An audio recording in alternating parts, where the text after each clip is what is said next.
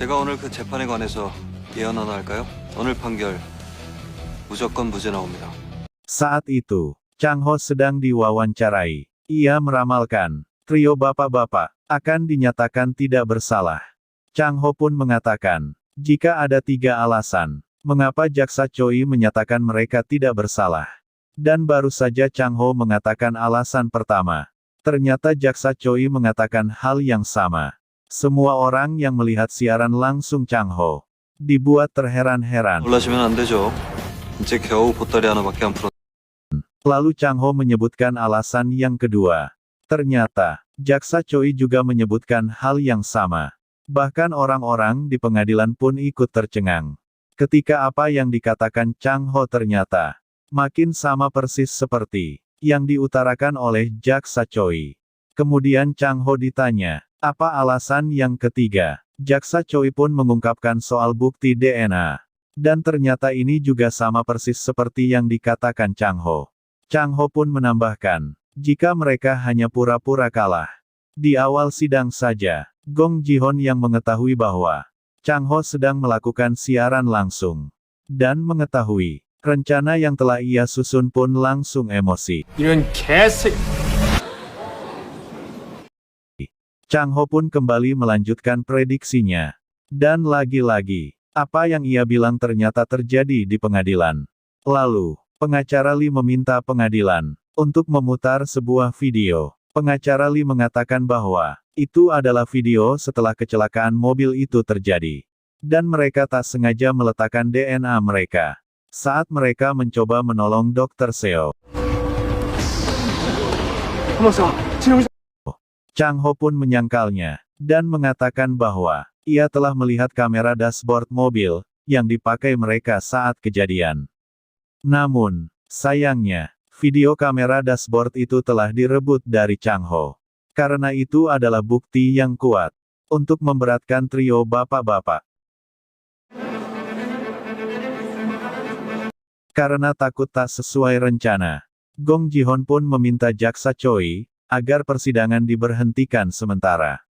Lalu Gong Ji-hon pun langsung pergi dari pengadilan tersebut.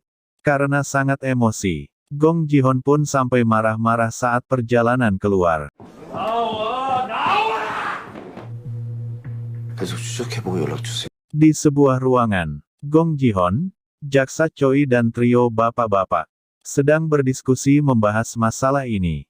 Tiba-tiba, wali kota Doha datang dan menanyakan apa yang terjadi. Namun, Gong Ji-hon menyuruh wali kota Doha keluar dan tidak usah ikut campur.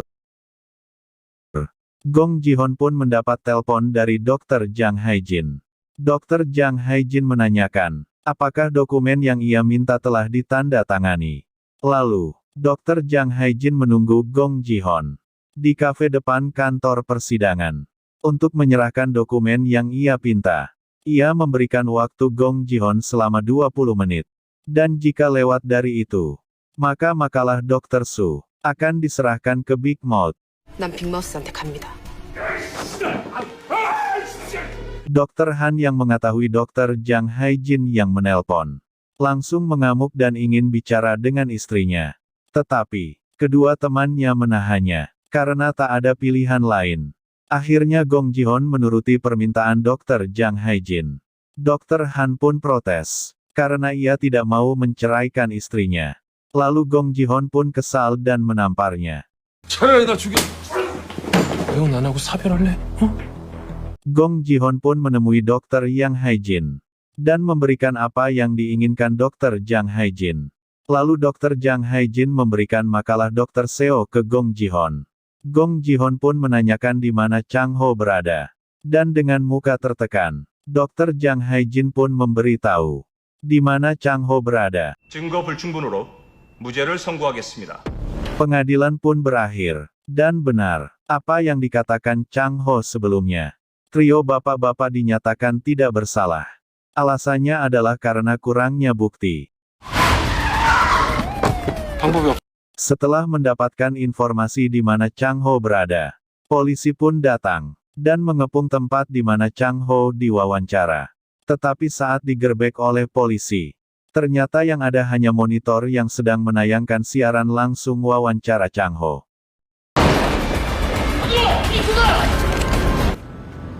왜 죽인 거죠? 서주용 박사가 쓴 미발표 논문.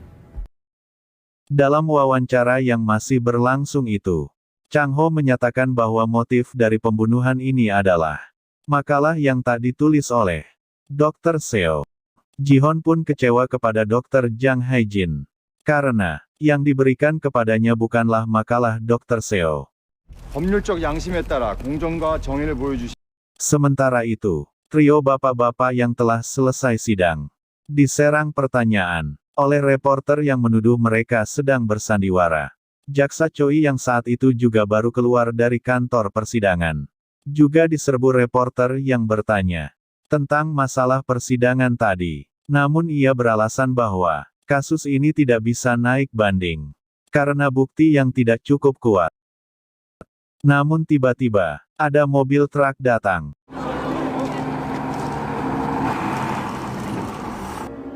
논문 이야기는 흥미롭긴 한데 Mobil itu membawa layar TV besar.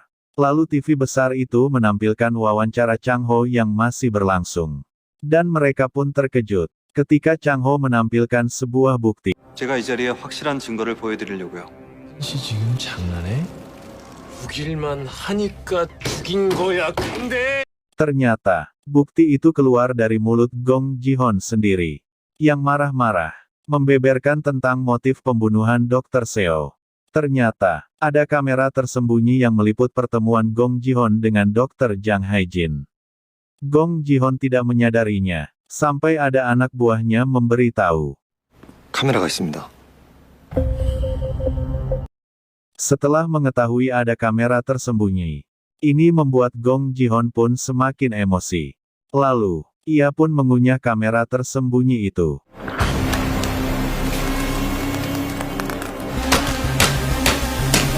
Di depan kantor persidangan, para wartawan yang melihat video ini pun semakin heboh. Dan di saat kehebohan itu berlangsung,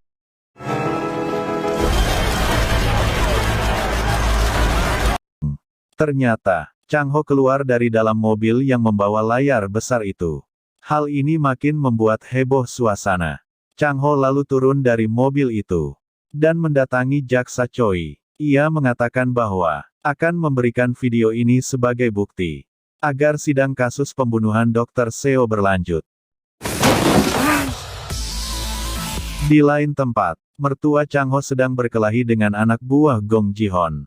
Mereka berusaha agar Dr. Jang Hae-jin tidak disakiti oleh Gong Ji-hon. Namun mereka kalah jumlah dan berhasil dilumpuhkan. Untung saja, wali kota Doha datang dan menghentikan Gong Ji-hon. Awalnya Gong Ji-hon emosi dan menuduh wali kota Doha akan mengambil kesempatan karena hal ini. Akan tetapi, wali kota Doha datang. Ternyata, ia hanya ingin memberitahu Gong Ji-hon untuk pergi. Karena banyak reporter yang akan datang. Gong Ji-hon sadar bahwa wali kota Doha datang hanya ingin membantunya. Lalu Gong Ji-hon menuruti perkataannya. Di depan kantor persidangan, Chang Ho yang sedang dikelilingi oleh reporter mengatakan, ia telah diculik ke rumah sakit jiwa. Dan ia disiksa akan dibunuh. Lalu ia mengatakan, itu semua dilakukan oleh Gong Ji-hon dan Jaksa Choi. Jaksa Choi yang berada di sampingnya pun menyangkal. Dan mengatakan ini adalah tuduhan palsu.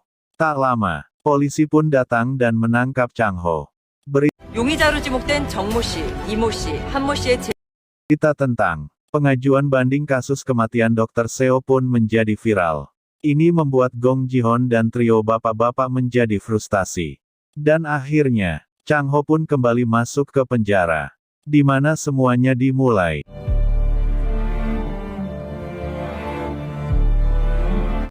Ternyata, Jerry masih hidup. Ia saat ini sedang mendapatkan perawatan di sebuah rumah sakit. Saat itu, teman pengacara Chang Ho sedang menjenguk Jerry di rumah sakit. Ia menitipkan sebuah surat dari Chang Ho. Namun,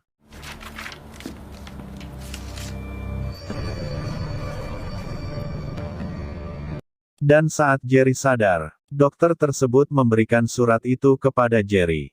Namun Jerry merobeknya dan terlihat tidak senang. 요즘 이 교도소에 귀신병 돌아. Setelah sampai di penjara, Chang Ho diberitahu bahwa penjara sedang diserang penyakit misterius. Dan saat itu, Tuan Noh Park mengaitkan hal ini dengan hal-hal mistis. Tiba-tiba, kepala penjaga datang dan mengatakan ada yang ingin bertemu dengannya. Ternyata, itu adalah Gong Ji-hon. Ia menawarkan Chang Ho agar ikut dalam investasi, di mana investasi itu menghancurkan satu desa di pinggiran kota dan akan membangun perumahan mewah di sana. Gong Ji-hon benar-benar tak tahu malu. Chang Ho pun menolaknya mentah-mentah dan mengatakan akan memenjarakannya karena hal ini. Chang Ho beranjak pergi, tetapi tiba-tiba Gong Ji-hon mengatakan bahwa yang menjadi kaki tangan pembunuhan Dr. Seo bukanlah dirinya. Ia pun menyuruh Chang Ho mencari tahu sendiri. 네가 알아내. 왜들 그러고 있어? Di lain tempat, trio bapak-bapak mencoba meminta bantuan ketua untuk menyelesaikan masalah mereka. Akan tetapi, ketua tidak menyetujuinya dan mengusir mereka. Dan sesaat sebelum mengusir trio bapak-bapak, wali kota Doha memberikan makalah Dr. Seo ke ketua. Trio bapak-bapak sangat kesal kepada wali kota Doha karena mereka merasa telah dipermainkan. Yang lebih mengejutkan lagi adalah, ternyata, kaki tangan pembunuhan Dr. Seo adalah wali kota Doha.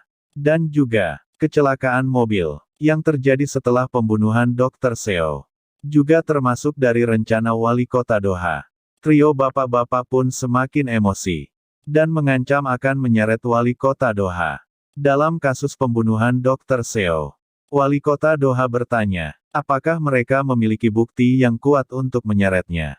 Karena satu-satunya bukti telah ia hancurkan. Perkataan wali kota Doha ini membuat trio bapak-bapak tak berkutik. Malamnya, terlihat sang ketua yang sedang membakar makalah Dr. Seo. Lalu Dr. Hyun mendatangi ketua saat itu.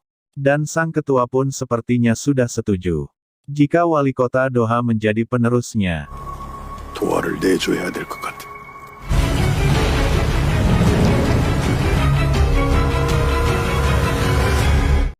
Ternyata, wali kota Doha adalah Big Mouth yang sesungguhnya. Ia benar-benar telah merencanakan semua ini dengan matang. Ia memindahkan emas, dan meminta agar Dr. Jang Haijin menyerahkan makalah Dr. Seo. Setelah itu, ia juga menyuruh Dr. Jang Haijin pergi ke luar negeri.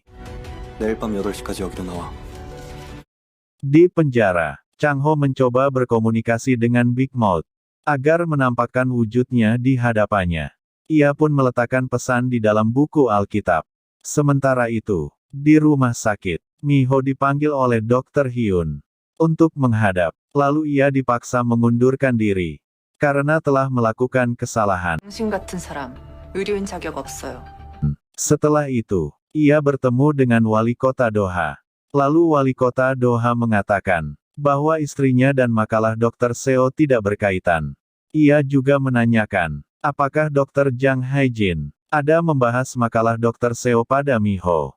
Di penjara, ada seseorang yang masuk ke bilik pengakuan dosa. Lalu ia mengambil pesan yang ditulis Chang Ho.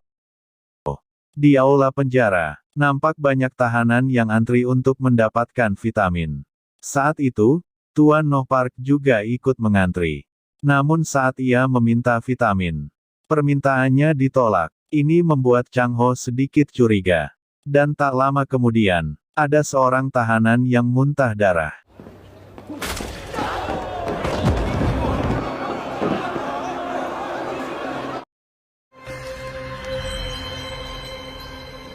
Surat Chang Ho pun telah mendapat balasan dari Big Mouth. Akhirnya waktu yang ditentukan oleh Chang Ho dan Big Mouth pun tiba. Chang Ho pun menunggu. Dan akhirnya, ada seseorang yang masuk dan berjalan menemuinya.